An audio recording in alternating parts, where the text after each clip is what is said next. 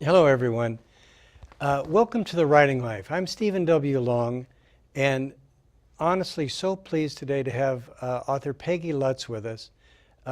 Peggy, as you'll hear, spans quite some time, has written in a variety of genres, and just has a lot to say, and I'm so anxious to get together and get this story started. So Peggy, thank you for coming by today. Yes, it's an honor. Yeah. I know what you want to talk about, particularly, and that's your caregiving books, more than one. But before we get there, talk a little bit about your earlier work. This is one, but then you were in the Waves as well. So let's start with this one. My mother was had a cookbook which was all done in her handwriting, which was exquisite. Her name indicates how beautiful her handwriting was. And it was fun when I got mature and had a family and would resort occasionally to that old cookbook to find that the most used recipes had splatters on the pages. Sure. So that sometimes I couldn't read the exact measurements, but it was just a fun because most of them were so simple.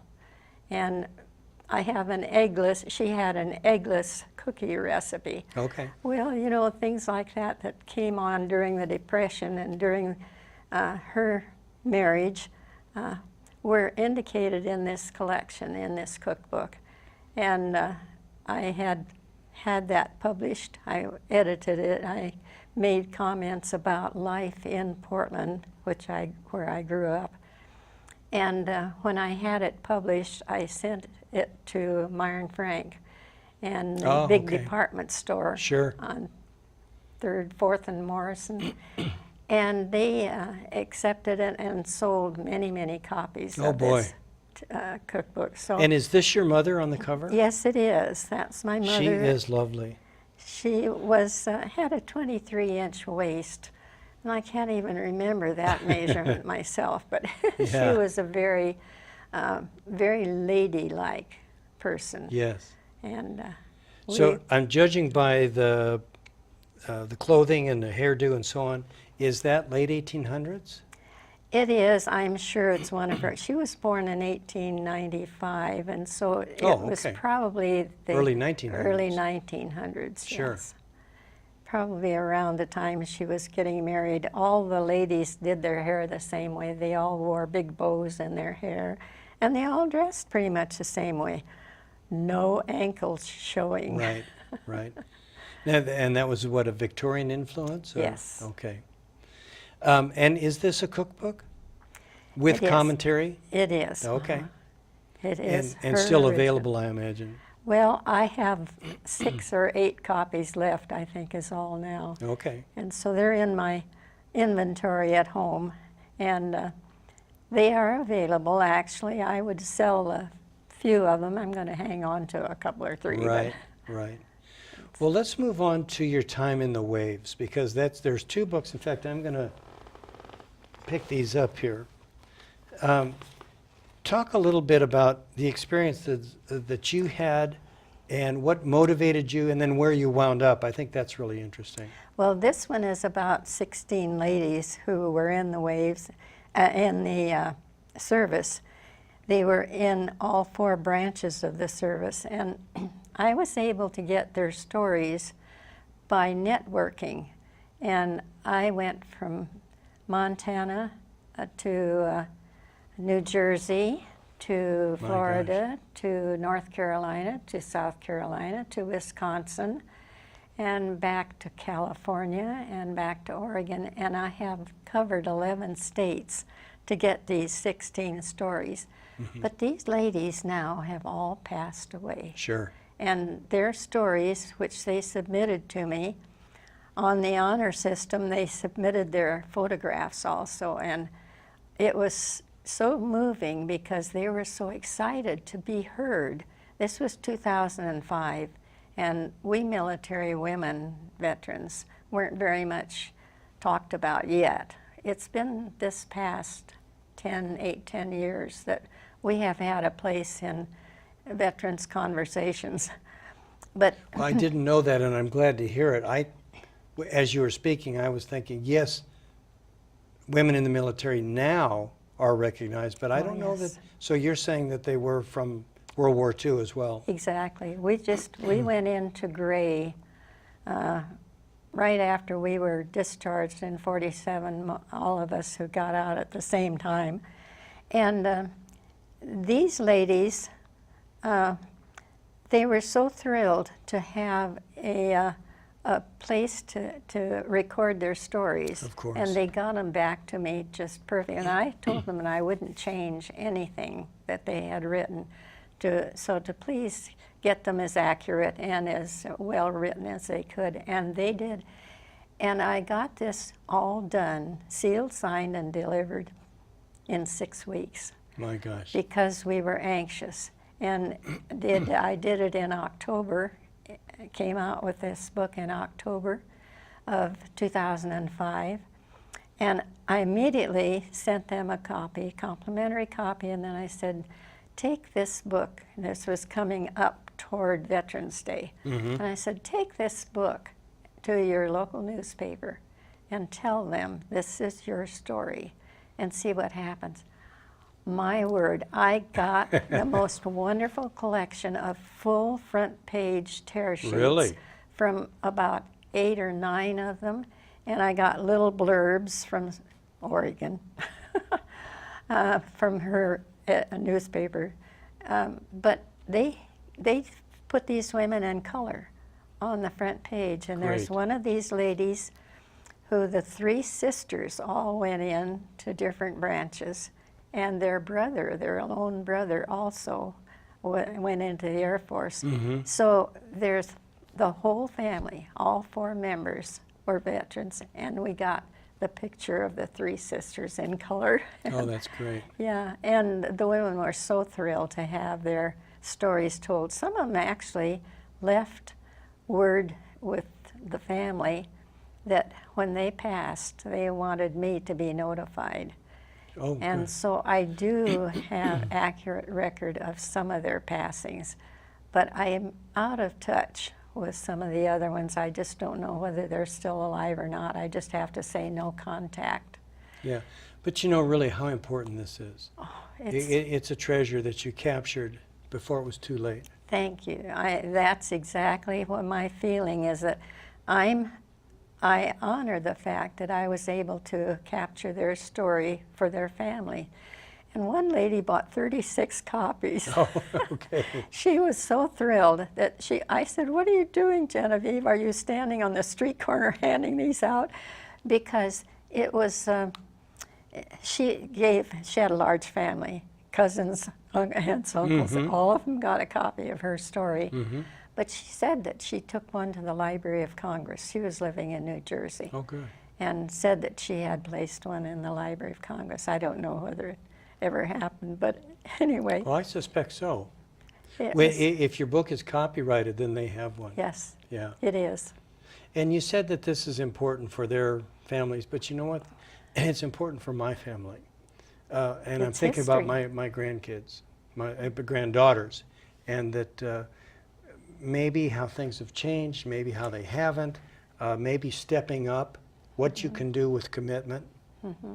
Yeah. So many life lessons. That's what I've mentioned in about my own personal autobiography. Yeah, let's do that. That I always like to say, when I went in, I growed up. Yeah? I really did. It treated me like the military was not very welcoming because we were entered as a necessity. When we went in between 1942 and 46 was when they used the women. The war in the South Pacific was going very bad.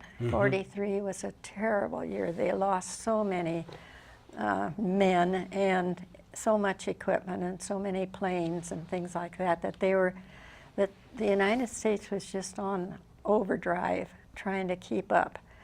As a result, they kind of begrudgingly let women in, but they had to facilitate us. We were a burden. They had to build barracks for us. They had to facilitate us with all kinds of different amenities, living style amenities. And so as a result, we had kind of a tough time in effect. There were times that we wondered, but we learned life lessons. We learned to honor authority. We learned to respect each other and depend on each other. Right. We learned all the things that the men learned because we were trained exactly as the men were, except for firearms. Right. We didn't touch any guns. Not necessary because all the waves were land-based in territorial limits. We could not go overseas. The WACs, the Women's Army Corps, there were some who could. But my story is, I've been told that it's funny to read. You can laugh or you can cry. You can take turns at doing different things. I have no idea what person would cry over because I thought it was a pretty joyful experience. It covered from the time that I left home, and I had already had a year away from the family. I was 23 when I went in, and I'd been a teacher for a year. Well, the Navy thought, oh my gosh, since she's been a teacher, she's going to be a great leader. But they made a mistake, and actually this is kind of funny. I was supposed to have gone in commissioned with the rank of ensign. That's what the recruiting officer told me.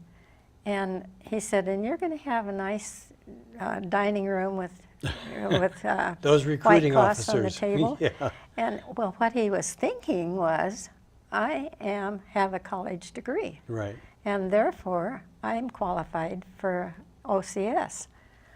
Well, when I got up to Portland for the induction ceremony and all the testing, they gave me the wrong test. And I spent the whole day until 4 o'clock in the afternoon taking the wrong test. I finished that with flying colors, and they said, oh, come back tomorrow because you have taken the wrong test. You need to go into OCS. I said, come back tomorrow? This was 1944. I had lived at the coast in what's now Lincoln City. I had 50 cents in my pocket. Oh my gosh. I had bought a $2 Greyhound bus ticket and round-trip ticket. And so I stood there for a minute and I thought, do I want to spend 25 cents on a bed at the YWCA and then 25 cents on breakfast tomorrow morning? Mm-hmm. Or do I want to turn around and go home and let's go in as enlisted? I thought, oh, just let it go. I went in as enlisted, and that's why I missed all the white tablecloths and the curtains on the windows. Okay, but I do want to have you talk about what you trained for and then what you did. They sent me on because they thought that I had, well, a college degree, I had leadership qualities. They sent me to training, advanced training in Atlanta, Georgia, which was another life lesson. Had never seen a black person in my life until I got down there. And I was from Oregon, and we were very white at that time. And I had experiences that were just amazing. That was a quick fix education. It lasted 6 weeks, and I had to pass an FCC test and a CAA test, 200 questions with a score of above 70 in order to graduate. Well, I got by. And so I was sent then to a billet in Klamath Falls, Oregon. I was to check in on Christmas Day, 1944. And I got there and I found, after a month there, I found that in Klamath Falls, you're at 4,500 feet. Everything was glued to the ground. All the wheels were stuck down to the ground with 6 inches of ice. Nothing was flying. I couldn't nobody was doing control tower because there was nothing moving. Right. So the first opening that came along, I jumped on and happened to be Astoria. And so I went from ice to fog. Mm-hmm. And the Astoria Airport is between the Pacific Ocean on the west and the Columbia River on the north and Young's Bay on the east. And the airstrip goes right up in the middle. So we had fog until noon. And the mantra was, it'll burn off by noon. So most of our flying was done about 3 hours in the afternoon time of the day. We were training squadrons of guys that had just gotten their wings. They had just come out of flight training. They were all young 19, 20, 21-year-old guys that had left college in order to make it into the Air Force, the Navy Air Force. And we were training those squadrons for aircraft duty. We were the last stop before they went to San Diego. And our stop was for them to shoot touch and go landings and to do bombing. TBMs and TBFs were doing bombings in the Coast Range up above Seaside. And then the poor guys that drew TBM duty for single duty were the ones that flew the target planes. Oh, gosh. And they would fly low out over the Pacific towing a target.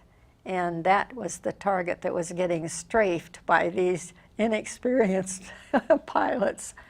And yeah, that used to be kind of a laugh. It wasn't funny, but it was kind of in those situations, laugh. what else do? You laugh. Yeah. Yeah. And so I was on duty there for the major part of my tour. And I think I'm right that you saved a pilot's life? Oh, I'm not sure that I can say that. It was it's the last chapter of this book, and I was instrumental in bringing somebody in. There was no light of any kind that night, and there were no lights available. We could not turn on a single light because the Oregon coast was in blackout. Sure. And I mean, not a match could flame. Right. And we were really so restricted. We had no night flying, but this one poor fellow from McCord Field in Washington lost his way. He was in a TBM, and he lost his way somewhere along the line, and he reported in that he was lost, and he could not find any landmarks. It was a moonless night. Oh, boy. And he couldn't even find the Columbia River. It was really a sad situation for him. I was told when I went on duty at midnight to forget it, not even to worry about it. And I thought I knew his number. His call number was JIG 13. What you can imagine, JIG 13, the worst of numbers.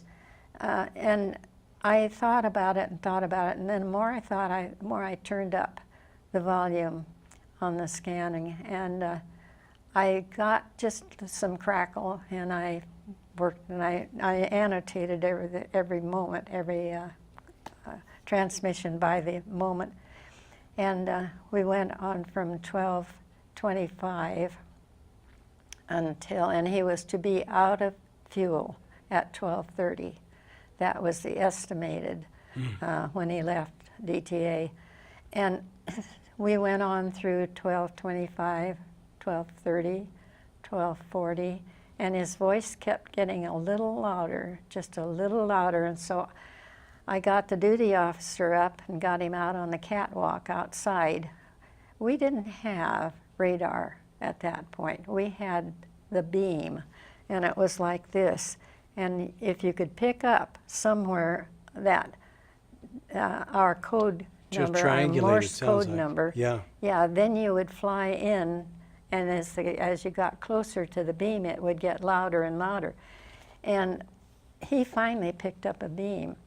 And so he was coming in closer, and the duty officer said, "You're right overhead." And he said, "Well, turn on the tetrahed and turn on a light. Give me some light." We had to say, "No, we can't." Right. And that was the hardest thing that I had to do. It still gives me goosebumps that I had to perhaps send that young fella, and he had a passenger.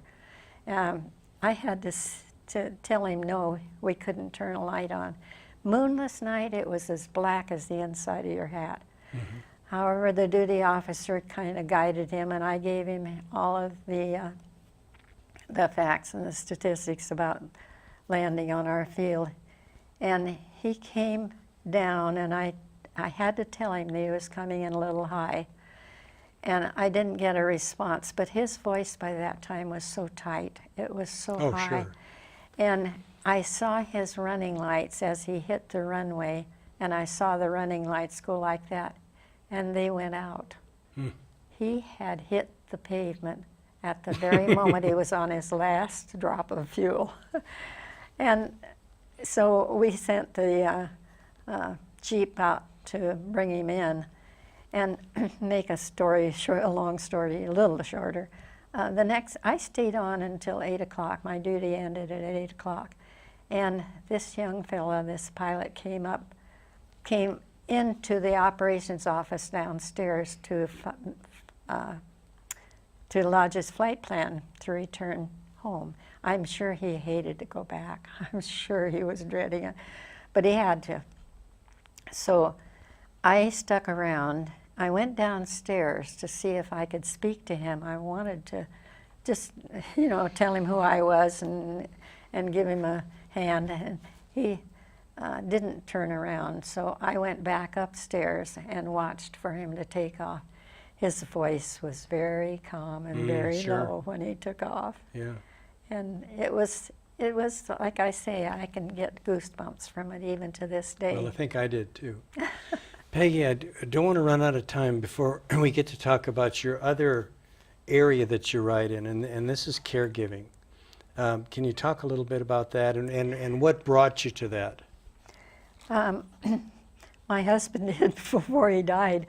I was in a caregiver support group in Prineville where we were living for 7 years. He died in the 4th year, and I stayed with the group for 4 years afterwards, 3.5. And that, it was so helpful to me and so unusual for me to ask for help in any form because I was so sure I was going to do everything alone. But when I came to McMinnville in 2008, I said to myself, there isn't any caregiver support group here, but I bet there's plenty of need. And so I searched high and low for a place to conduct this, and it had to be private, had to have closed doors, and it had to be very carefully handled. And I was told when I went out to the senior center and asked for space, they said, "Oh, we've done this before and it's never worked." And I said, "I can make it work. Just give me the space." And they did. And so it is still going, by the way. And what this book covers is, this book is the story of how I cared for my husband during that 4 years of his what do I call it, inside the caregiver's head as she walks her husband's final journey with him. His final journey was filled with cancer and dementia. And it was very enervating, but it was a life lesson, and I signed on. And so when I got through with that 4 years and then stayed another 4 years afterwards, then I came to McMinnville and I thought, no, it's needed everywhere. Sure. And so I made up my mind that I was going to dog it through, and I have. Over the course of that 6 years that I have been the facilitator for the caregiver support group at the senior center here in McMinnville, I listened carefully. I learned. I never quit learning, because with every person there is a story. It's like Starla Pointer always says. Oh, yeah. Everyone has their story. And isn't she a treasure? Yes, absolutely. And so that I, with their permission, I have collected all of those stories that I've heard or listened to the quotations, and I've solicited some quotations. But this book is Between Sunset and Sunrise, covers the struggle of healing. 28 pages of quotes, and our stories are told, a few in depth, all with commentary. 16 pages of glowing sunsets, inky dark clouds, fragile sunrises portray the movements of the family caregiver's progress toward renewal. Included is the document, the to-do list for after the passing, which is a step-by-step advisory to keep business closures well sequenced. This book can be called a handrail to those family caregiver graduates finding their way to their new self. And the photographs are just exquisite. No, those were, I've seen those. Those are your Yeah. friends? Let's turn that. Caroline, how can we get this? I think that's the camera there. Those are some Yeah. of the sunsets. Uh-huh. And then the sunrise pictures, as I indicate, are fragile. This is a picture That's beautiful. of the way you stagnate when you get to a certain point and you get confused and you don't know what to do with the next move. Sure. And as I say, these are all kind of indicative of the mode and the mood that you're in. This is Mount Hood in the sunrise, and amazingly, this picture was taken by one of my granddaughters at 60 miles an hour, Really? and she was just held her phone up, and but this Oh, that's this pretty. this is another sunrise picture that I think is exquisite. But you can see that we have the modes all taken care of. The motion. Because it isn't one emotion, is it? It isn't, and that's part of the difficulty in the healing process. Is that you keep moving and yet you get hiccuped and you get stalled, and then you move on, and all the business that you have to conduct after the person passes. If you're a spouse, you've got insurance problems, you've got all the notifications to all the medical help that you had, you've got bills to pay, to pick up, and it's really a difficult time. And I think maybe in America we're averse to this sort of thing. We don't wanna And we talk think about death is a failure when in fact it's inevitable and very natural. What could be more natural? Yes. Yeah. Well, and that's one reason that I want to get this book available, because it can be a help. It can be a help to people before the person passes. Sure. It can prepare them. And I really feel, I've been working on this for 3 years. Other stuff I can just put out quickly, but not this. Yeah. Well, Peggy, we're going to run out of time. I know you had something to read. Let me just tell folks we're not going to have time to do it, but you're quite a humor writer as well. And I think your writing, you said, is cathartic.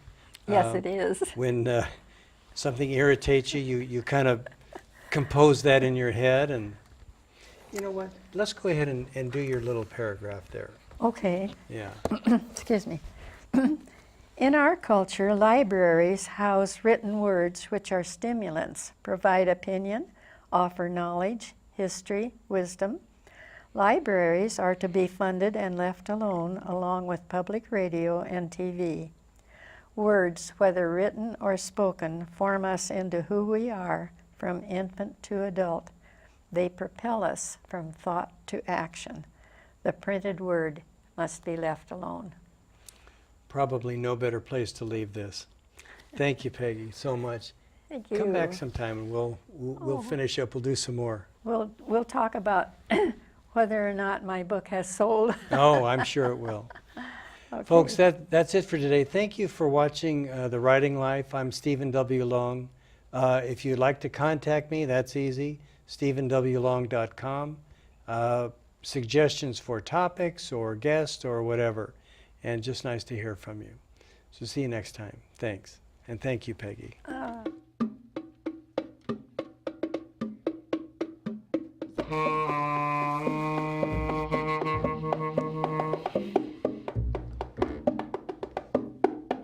What do you think? We done? I don't know, you guys want to do one just with yourself without me doing the think we're podcast? done, if No, they got no, enough, they got enough. They got enough? Probably, okay, sounds good. Let's go lunch. Oh. I'm hungry. Yeah. Yeah, I could use a bite too.